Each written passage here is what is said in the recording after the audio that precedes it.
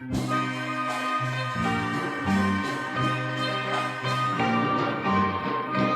ววาทาซ้ำเนื้อสร้างงามเรือเด่นแห่งผู้ดอยน้ำห้วยน้อยไหลลินจากจอมดอยโอยเป็นวิวผิวพองแดนเมืองเหนือประดับสีทอง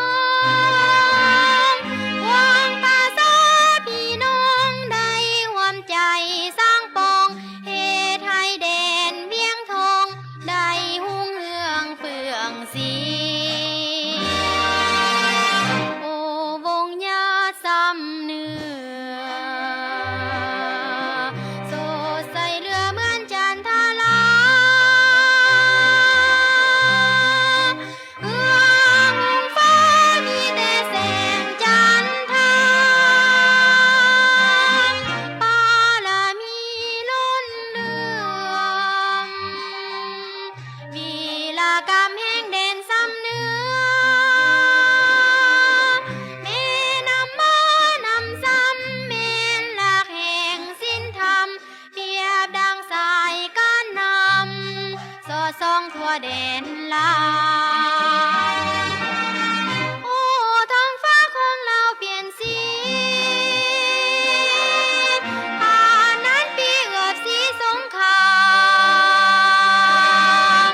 ฝูงยักษ์มารได้สิ้นสูญไปซาเราเฮาได้สาลองใส